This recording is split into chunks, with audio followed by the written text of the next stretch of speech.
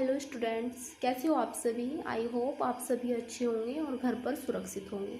तो कल हमने अपनी एजुकेशन की जो क्लास है वो स्टार्ट कर दी थी और कल हमने अधिगम का अर्थ व परिभाषा के बारे में पढ़ा था और आज हम पढ़ेंगे सीखने की प्रक्रिया की विशेषताएं।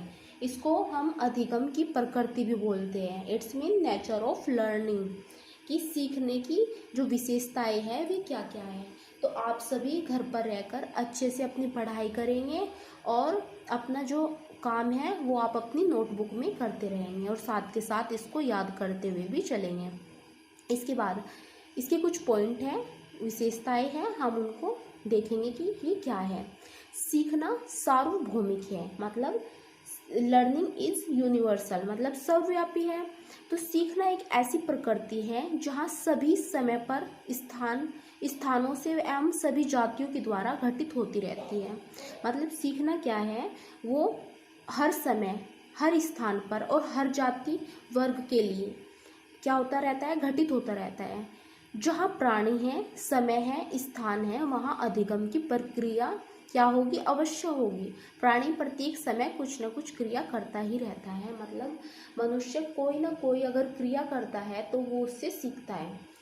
सपोज आपको खाना बनाना नहीं आता और आपने खाना बनाना शुरू किया तो आप प्रत्येक दिन आप महसूस करेंगे कि आप उससे कुछ सीख रहे हैं। तो एक दिन ऐसा आएगा कि आप उस चीज़ में क्या हो जाएंगे, काफ़ी हद तक परफेक्ट हो जाएंगे। तो इससे क्या साबित होता है कि व्यक्ति क्या है, हर समय कहीं ना कहीं किसी ना किसी तरीके से कुछ ना कुछ सीखता रहता है। और ज़रूरी नहीं कि इसका कोई लास्ट डे भी होगा, नहीं। आप जब तक आप जीवित हैं तब तक आप उसमें कोई ना कोई न्यू टेक्निक से आप उसमें सीखते ही रहेंगे। इसके बाद सीखना परिवर्तनीय है। परिवर्तनीय इट्स मीन सीखने से क्या होता है, चेंज होता है आपके लिए। तो बालक के व्यवहार में होने वाले परिवर्तन सीखना है। सीखना वह प्रक्रिया है जिससे बालक में परिवर्तन परिलक्षित होते हैं। सीखने के द्वारा परिवर्तन और पुनः परिवर्तन की श्रृंखला चलती रहती है, जिससे बालक परिवर्तनों का परिणाम बन जाता है। जैसे कि हमने आपको स्कूल में कोई टेस्ट दिया तो उसमें आपने एक बार कोई गलती की तो गलती से आप में क्या है, एक परिवर्तन आया। दोबारा हमने वो टेस्ट दिया तो आपने दोबारा कोई उसमें अलग गलती की तो वो क्या हुआ, पुनः परिवर्तन। तो उससे भी आपने कुछ सीखा। तो क्या है, सीखना परिवर्तनीय है, मतलब आप में चेंज आते रहते हैं सीखने से। सीखना क्या है, विकास। बालक का विकास सीखने की प्रक्रिया के द्वारा ही होता है। बालक के सर्वांगीण विकास में सीखने का इतना अधिक योगदान होता है कि विकास सीखने का पर्याय बन जाता है। वैसे ही मनोवैज्ञानिकों ने माना है कि प्रगतिशील परिवर्तन और संशोधन के रूप में बालक के व्यक्तित्व का विकास होता है, जो सीखने की प्रक्रिया द्वारा संभव होता है। विकास के रूप में अधिगम दृष्टिगोचर होता है। मतलब सीखना क्या है, विकास है। मतलब हम क्या करते हैं, डेवलप करते हैं।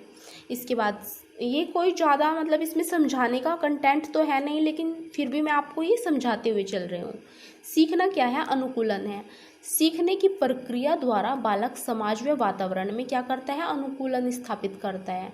अनुकूलन मतलब उस समाज में अपने आप को एडजस्ट करने लगता है। अनुकूलन की प्रक्रिया सीखने की प्रक्रिया से इतनी अधिक सन्निकट हो जाती है कि हम सीखने को अनुकूलन समझ लेते हैं। गेट्स और अन्य मनोवैज्ञानिकों ने सीखने को अनुकूलन के रूप में स्वीकार किया है।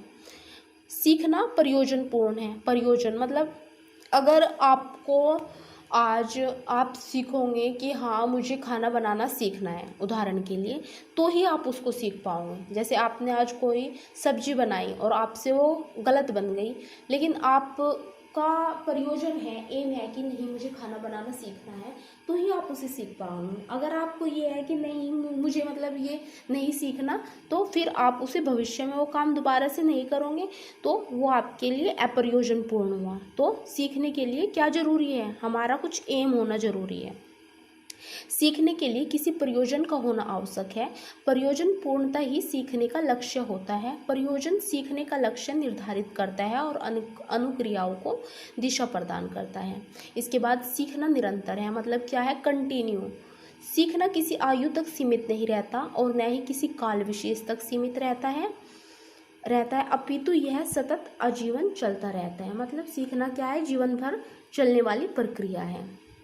इसके बाद सीखना क्या है, रचनात्मक है। मनुष्य की स्वाभाविक प्रवृत्ति ही है कि वह कुछ रचनात्मक कार्य करे। इस प्रकार के कार्य को करना सीखना है, जिसको वह विचारों एवं कार्यों के रूप में साकार करता है। रचनात्मकता व्यक्ति को स्वयं क्रिया के द्वारा सीखने के लिए उन्मुख करती है। सीखना क्या है, रचनात्मक, मतलब कुछ क्रिएटिव करना। अगर आपके मन में होगा तो ही आप उसको कर पाएंगे।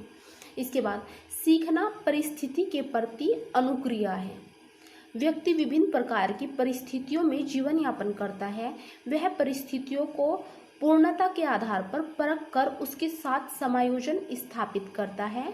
व्यक्ति परिस्थितियों के साथ अनुकूलन करने के लिए सही अनुक्रिया को सीखता रहता है। अतः अधिगम व्यक्ति की पूर्ण परिस्थिति के प्रति सही अनुक्रिया का प्रतिपादन है। मतलब अगर हमारे सामने कोई सिचुएशन आती है तो उसको हम किस प्रकार से हैंडल करेंगे, ये उसके प्रति क्या है, परिस्थिति के प्रति हमारी, मतलब अगर कोई हमारे सामने कोई क्रिया आई और उसके प्रति हम किस प्रकार से रिएक्ट करते हैं, तो वो ही है सीखना। उत्तेजना और अनुक्रिया के मध्य एक संबंध है।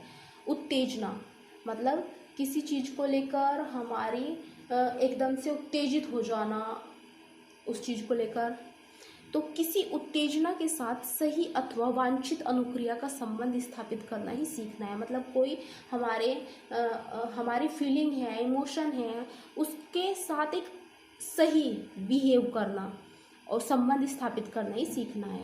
इसी बात पर मनोवैज्ञानिक ने सीखने के अध्ययन में संबंधवाद का प्रतिपादन किया है।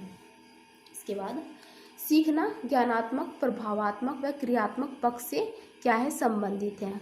मनुष्य जो कुछ सीखता है उसका अक्षेत्र ज्ञानात्मक, प्रभावात्मक व क्रियात्मक होता है।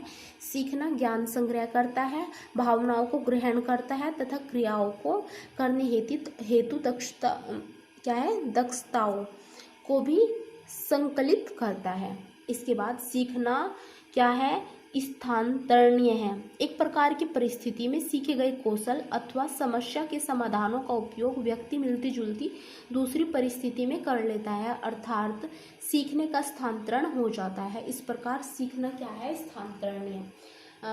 चलो मैं जैसे आज आपको कुकिंग के एग्जाम्पल दे रही हूँ, तो आपने कोई सब्जी बनाई और उसमें आपने सीखा कि अगर इसमें कुछ मिर्च मसाले ज़्यादा हो गई है तो उसको कम कैसे किया जाए।